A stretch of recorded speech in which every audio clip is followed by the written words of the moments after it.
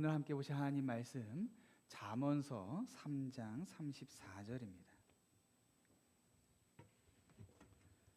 이어서 야고보서도 읽도록 하겠습니다. 잠언서 3장 34절 우리 한 목소리로 합독하도록 하겠습니다. 시작. 진실로 그는 거만한 자를 비웃으시며 겸손한 자에게 은혜를 베푸시나니. 아멘. 야고보서 보겠습니다. 야고보서 4장 6절부터 10절까지입니다. 함께 읽겠습니다. 시작. 그러나 더욱 큰 은혜를 주시나니 그러므로 일렀으되 하나님이 교만한 자를 물리치시고 겸손한 자에게 은혜를 주신다 하였느니라. 그런즉 너희는 하나님께 복종할지어다. 마귀를 대적하라. 그리하면 너희를 피하리라. 하나님을 가까이 하라. 그리하면 너희를 가까이 하시리라. 죄인들아 손을 깨끗이 하라. 두 마음을 품은 자들아 마음을 성결하게 하라. 슬퍼하며 애통하며 울지어다. 너희 웃음을 애통으로 너희 즐거움을 근심으로 바꿀지어다. 주 앞에서 낮추라. 그리하면 주께서 너희를 높이시리라. 아멘. 아멘. 여러분에게 한 가지 질문을 하겠습니다. 대답은 예와 아니요 둘 중에 하나만 할 수 있습니다. 여러분은 겸손하십니까? 예 하신 분들, 아니요 하신 분들. 저는 이렇게 속으로 생각했으면 했는데 거침없이 대답을 주셨어요. 자, 그러면 이 겸손하십니까? 라는 질문에 예라고 대답한 분이 계시고 아니라고 대답하신 분이 계신데 둘 중 누가 겸손한 사람일까요? 다들 이제 당했다 약간 이런 표정인데 아니요라고 대답한 사람이 조금 더 겸손할 가능성이 높을 것 같아요. 왜냐하면은 실상 제가 어떻게 감히 겸손하다고 말할 수 있겠습니까? 이런 태도 자체가 우리가 겸손을 느끼기 때문이에요. 우리의 겸손은 이 사람 중심적입니다.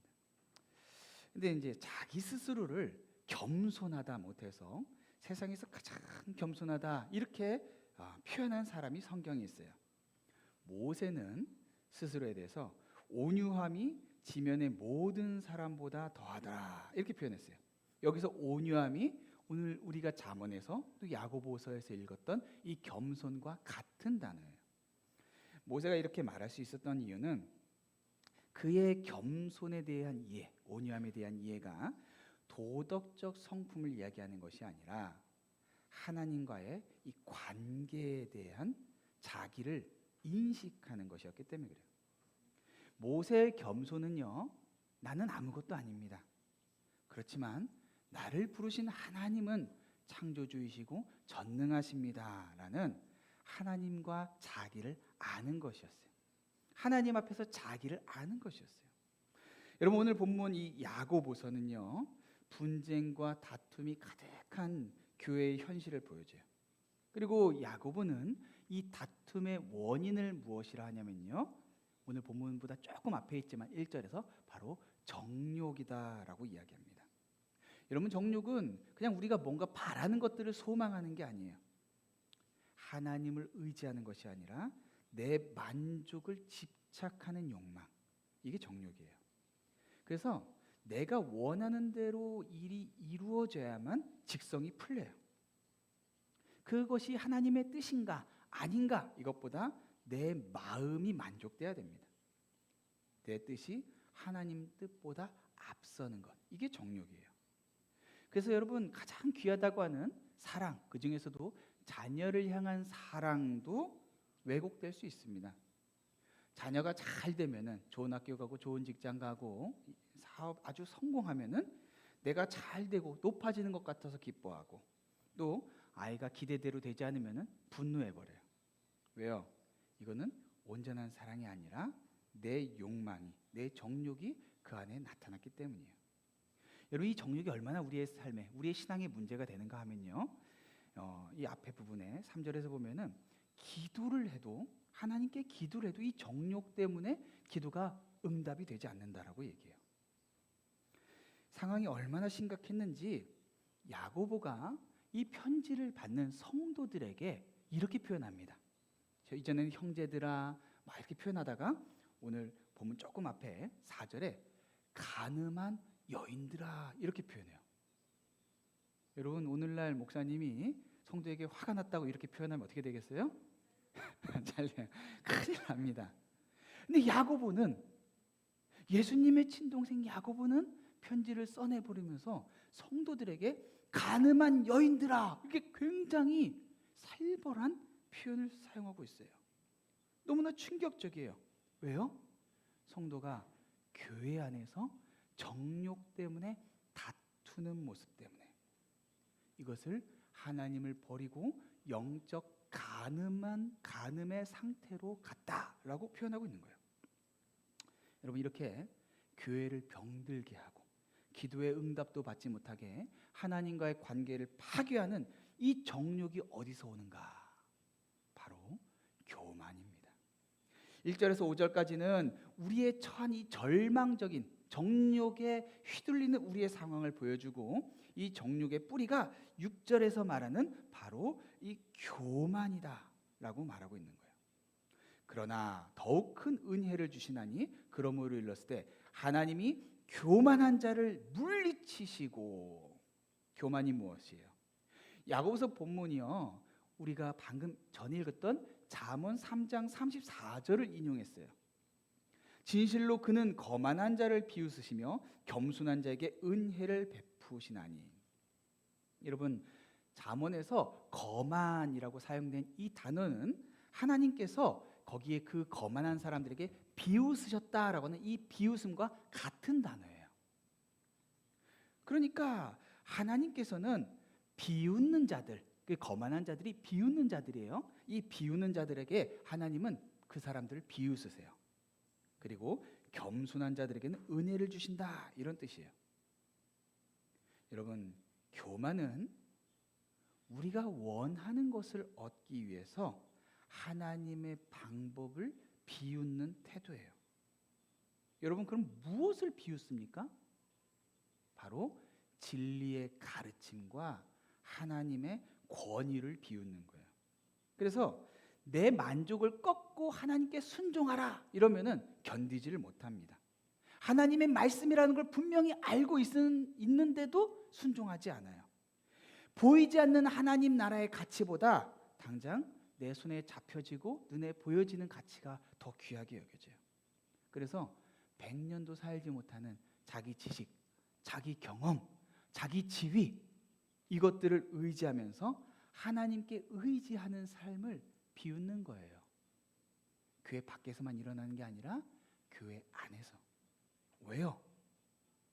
나는 피조물이고 하나님은 창조주라는 사실을 망각했기 때문에 그래요. 그래서 그런 사람들은요, 가르침과 권위를 무시해버립니다. 그런 사람들이 자주 쓰는 말이 있어요. 바로 내 생각에는, 내 생각에는 당신이 말한 거 틀린 것 같다. 내 생각에는 성경대로 사는 것은 불가능한 것 같다.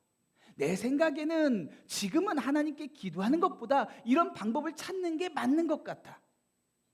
그래서 내 생각과 다르면은 누가 뭐라고 하건 비웃습니다. 그래서 일상에서 내 삶의 주권을 하나님께 맡기지를 못하는 거예요. 내 마음대로 살아갑니다. 이게 교만한 삶이에요. 그래서 주님의 거룩한 신부인 교회를 또 귀하게 여기지 않아요. 하나님이 원하시는 교회를 내가 원하는 교회로 만들어 가고 싶어요. 그래서 교회가 교회다워지는 것보다 내가 교회 안에서 어떻게 인정받는가, 이게 더 중요한 거예요. 내 뜻이 사람들에게 인정받고 내 뜻대로 되지 않으면은 교회가 망가져도 신경 쓰지 않는 거예요. 여러분, 그렇지만 하나님은 우리의 이런 태도를 견딜 수가 없어요. 5절을 보세요. 하나님은 당신의 피조물을 시기하기까지 사모하신다, 이렇게 했어요. 여러분, 여기서 시기는 인간의 그냥 유치한 질투가 아니에요. 신랑이 신부를 향해서 갖는 다른 사람이 차지할 수 없는 나만의 독점적이고 거룩한 사랑의 열망이에요. 신랑은 절대로 신부를 양보할 수 없어요. 그러니까 하나님은 우리를 너무 사랑하시고 우리 전부를 갖기 원하세요. 우리 마음 전부를 원하세요. 근데 교만은 어떻게 합니까? 하나님, 나는 하나님만으로 만족할 수 없어요. 난 이것도 있어야 되고요, 저것도 있어야 되고요. 그래서 세상의 즐거움과 인정을 나에게 주시지 않는다면은, 그러면 나는 하나님과 곤란할 수밖에 없습니다. 이렇게 그분의 사랑을 거절하는 거예요. 이 교만은 하나님의 이 특별하신 사랑을 배신하는, 하나님과의 관계를 끊어내는 우리의 죄입니다. 그래서 교만은 하나님의 심판을 자초할 수밖에 없어요. 여러분, 그렇게 거룩하신 하나님께서 하나님의 사랑을 배신한 사람들에게 어떻게 하세요? 하나님께 어떤 판결을 내리세요? 하나님이 교만한 자를 물리치신다라고 기록하고 있어요. 여러분, 여기 물리치신다라는 말은요, 원어상으로 적극적으로 대항하여 싸운다 이런 뜻이에요. 전쟁 용어예요. 그러니까 교만한 사람들에 대해서 하나님이 어떻게 하신다고요? 너 내 적이야, 내가 너와 전쟁하겠어, 이렇게 말씀하시는 거예요. 여러분, 전능하신 하나님께서 나의 적이 돼서 나와 전투를 벌린다면, 여러분, 거기에 버틸 수 있는 사람이 누가 있겠어요? 망하는 거예요. 그런 인생에 소망이 없고요, 그런 교회는 평안할 수 없어요. 그러나 그런 절망적인 우리에게, 그렇게 정욕에 교만에 휘둘리는 우리에게 하나님이 주시는 은혜가 있습니다. 6절 다시 한번 보세요. 그러나 더욱 큰 은혜를 주시나니. 이 어떤 상태에서 그런다고요? 교만하고 정욕에 휘둘리는 교회, 그런 성도에게 그러나 더욱 큰 은혜를 주시나니. 그러나라는 이 한 단어가 모든 걸 뒤집어 놓습니다. 우리는 본질적으로 교만한 죄인이에요. 하나님은 교만한 자와 싸우세요. 그런데 이런 절망적인 상황에서 너의 그 교만함보다 하나님의 은혜가 더욱 크시다 라고 말씀하고 있는 거예요. 은혜가 뭐예요? 자격 있는 사람에게 주는 것이 아니라 자격 없는 사람에게 주어지는 선물이에요. 구원뿐만이 아니라 우리가 이 땅을 살아가면서 하나님께서 우리를 향해서 호의를 가지시는 거예요. 친절하게 대해주시고 우리의 삶을 선한 길로 인도하시는 거예요. 여러분, 그래서 하나님 앞에서는 두 종류의 인생밖에 없어요. 하나는 하나님의 대적이 되어서 살아가는 인생, 또 하나는 하나님의 호의를 받으면서 사는 인생. 여러분, 어떤 인생 사시겠어요? 근데 이 은혜를 받는 겸손은요, 내가 겸손해야지, 그랬으면 좋겠다, 이런 게 아니라 하나님께로 돌아가기로 결단하는 적극적인 행동이에요. 한번 7절을 보세요.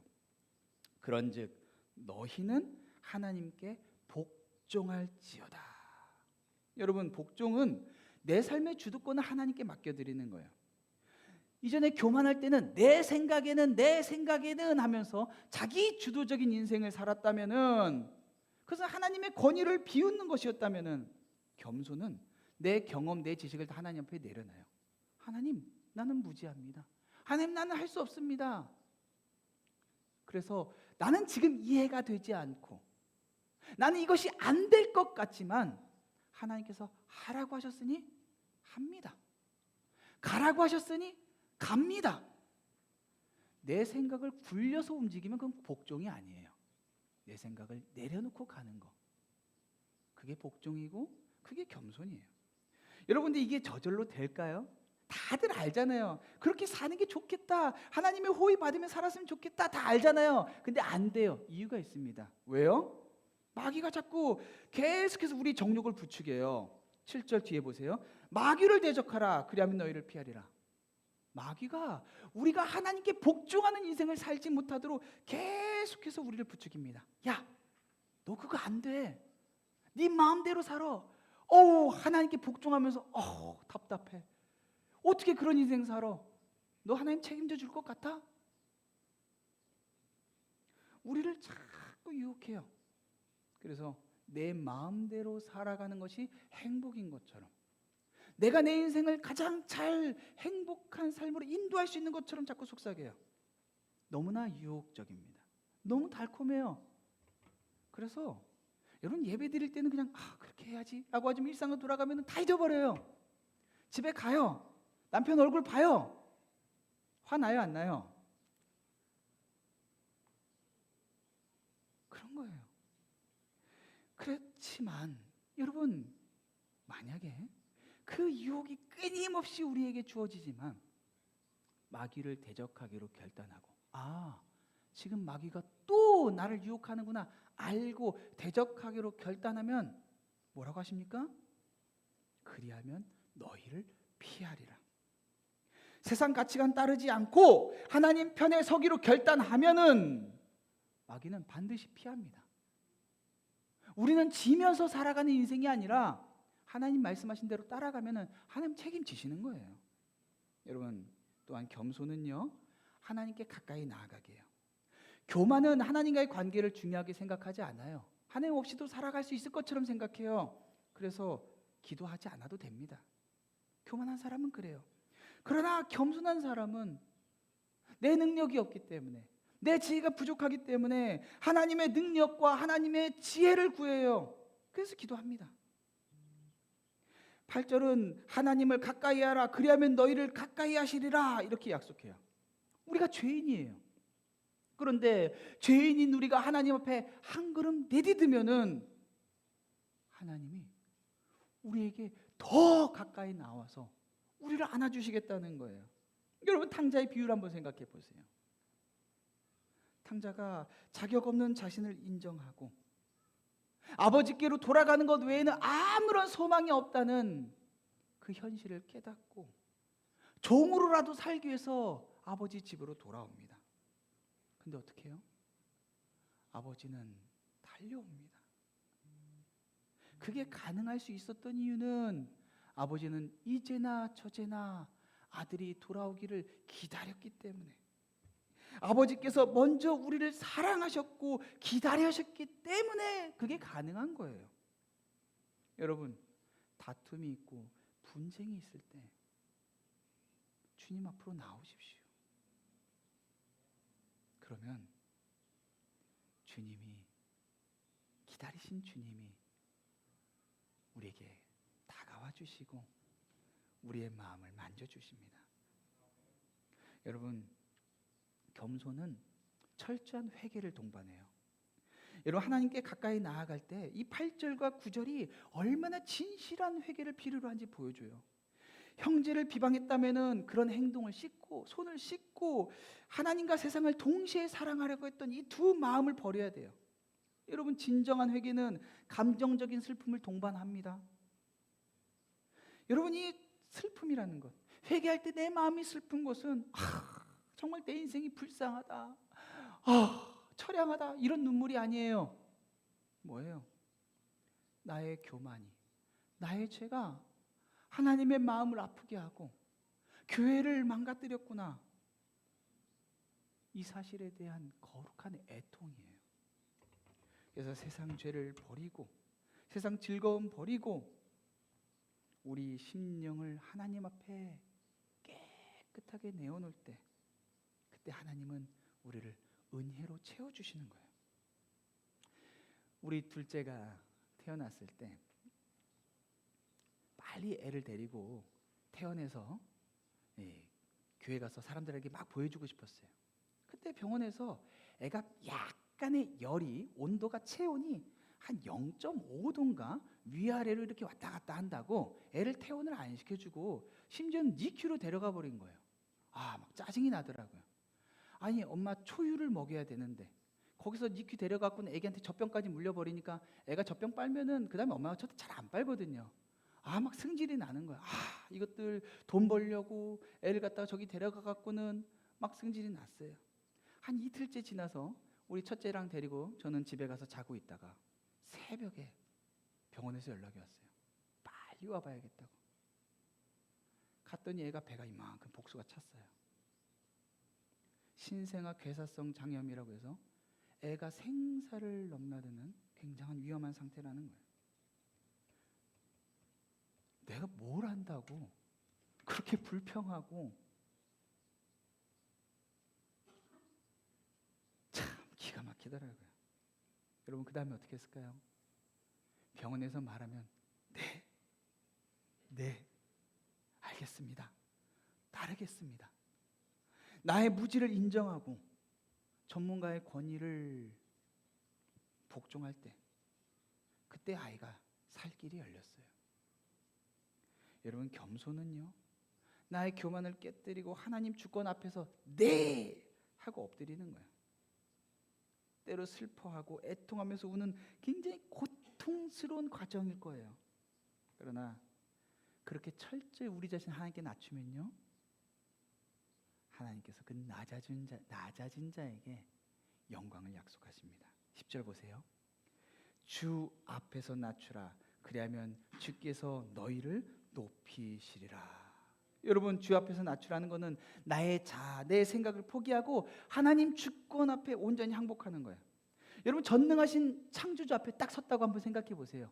하나님 앞에서 하나님, 내 생각에는요, 이렇게 따질 수 있을까요? 없죠. 내 생각이라고 주장할 수 없어요. 그런데 교회 갈등 상황에서 사단은 우리에게 자꾸 속삭입니다. 야, 네가 오라. 네 목소리를 내야지. 너도 살고 교회도 사는 거야.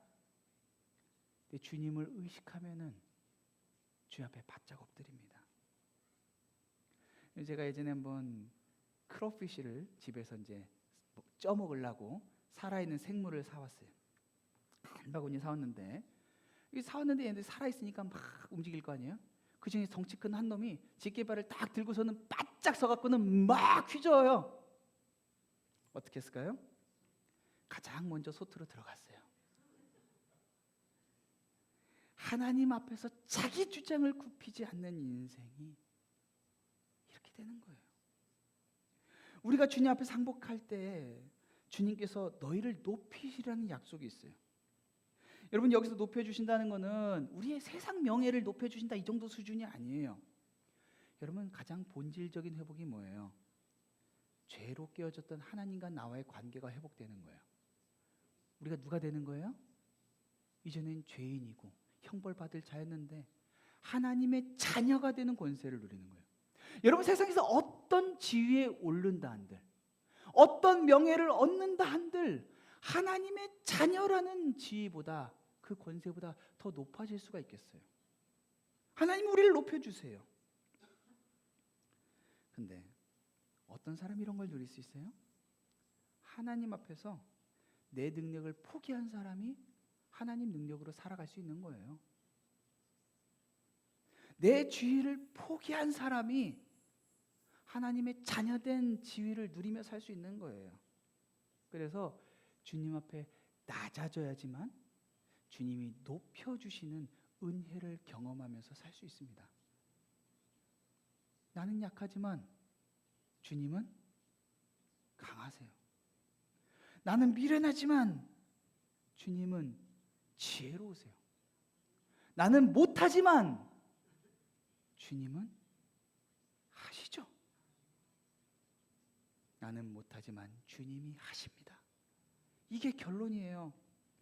내가 낮아지면 주님은 갈등으로 공동체가 막 무너질 것 같을 때, 내가 바짝 엎드렸을 때 주님은 공동체의 평화 질서를 회복시켜 주세요. 이게 주님이 우리를 높여주시는 거예요. 분열과 다툼으로 얼룩진 공동체를 겸손을 통해서 하나님께서 회복시켜 주시는 거. 여러분, 그런 모습이 주님께서 우리에게 원하시는 삶의 예배의 모습이에요. 내 영혼이 살고 싶으십니까? 주님 앞에 낮아지면 됩니다. 가정을 살리고 싶으세요? 주님 앞에 낮아지면 됩니다. 교회가 회복되기를 원하세요? 주님 앞에 낮아지면 됩니다. 누가요? 목사님이? 리더가? 저 사람이? 내가. 오늘 말씀은 내 생각에 내가 옳다라고 주장하는 교만이 하나님의 대적이 되는 것이라는 것, 그리고 겸손은 하나님의 더 큰 은혜를 경험하는 구원의 길이라는 것을 배웠습니다. 여러분, 말씀 들으면서 혹시 저 사람이 들어야 되는데 이런 생각 들었다면 그게 바로 우리가 싸워야 할 교만입니다. 다른 사람이 아니라 내가 무릎 꿇을 때 주님께서 회복시켜 주십니다. 우리 모두 이렇게 기도했으면 좋겠어요. 주님, 제가 옳다고 생각했습니다. 저의 교만을 용서해 주시옵소서. 우리가 이렇게 겸손으로 낮아질 때 하나님께서 우리 개인, 가정, 그리고 교회 공동체를 친히 높여주실 거예요. 회복의 은혜를 경험하는 여러분 되시기를 우리 주님의 이름으로 축원합니다.